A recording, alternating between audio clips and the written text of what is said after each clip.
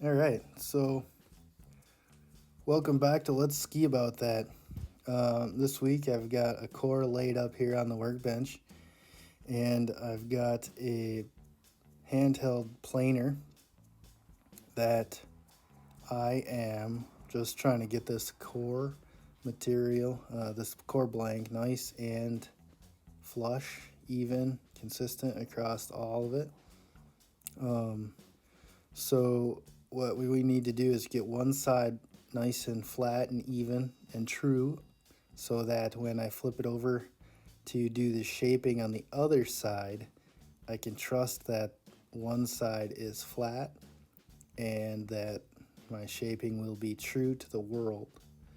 So I've never used a power planer like this, and I just kind of got it. So we're trying it out on a blank that if we screw it up, we've got two more, or we can make another one. So this core is got two strips of maple with surrounded by poplar, and so that's what the two strips down the middle are compared to the outside and center edges.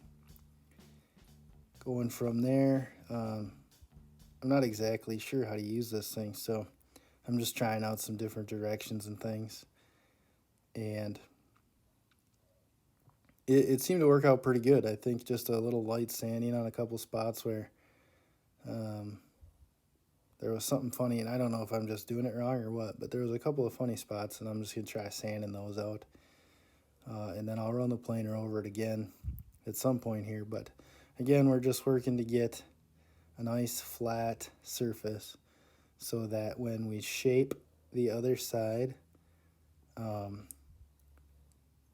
we know that the bottom is flush and smooth. So that's how that works.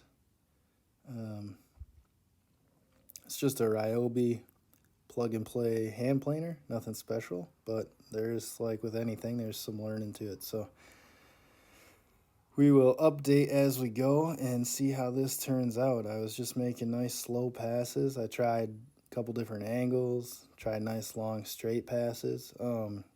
If you've ever worked with one of these things, drop a note in the comments and let's learn how to do things together. But it seemed like it was working right. I just need to practice and get better at what I'm doing with it. So not not anything too out of control, but uh, we're working on it.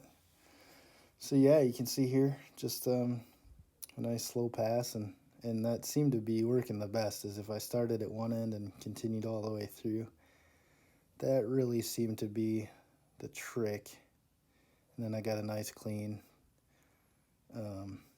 path cut. So I guess that's what we're going to go with for now. And when I flip it over and shape the other side with a router, I will show some of that as well. All right, so then I grabbed this old Solomon pocket rocket just to kind of show you, it clearly fits on the blank. So there will be some extra length at the tip there. That will go away, it'll get trimmed off.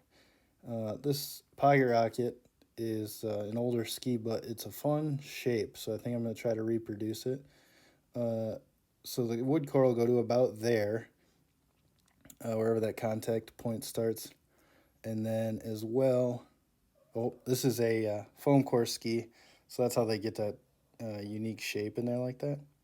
And then, so this is the other front end contact point. And that's about how long the wood core will be. The air bladder, and I thought I'd just show it kind of filling up. This is the one we put together last week, and it seems to be working out just fine. There's only about 4 or 5 pounds of pressure in there at this point, but it was holding air. Pick up the camera here and kind of show you. But so just a simple connection, and then I was just checking around. There's not really any air leaking out of the joints or around the bolts or anything, so I think I've got a pretty nice and solid bladder for bladder number 2. This is what I was working on in Boston. These things. are amazing. Not only did I get to spend a weekend with my dad learning how to make some skis, it finally came in. Oh my goodness. So we've got a beautiful custom designed top sheet. And remember, let's go fast. And then we flip it over. Oh, we got a little note, but brand new, dust all over. Great. My bad, my bad. You can see they've machined the bases for me. They just look like they need a little love, but that's all right. And here we go. Look at that. Look at that. Parlor skis. These things are beautiful. I cannot wait to get them out on some snow.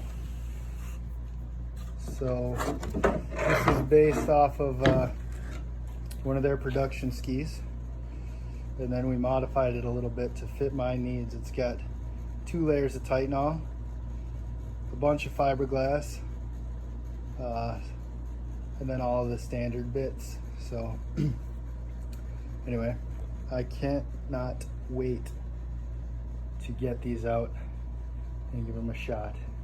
Hey, thanks for watching. Check back next week and tell your friends.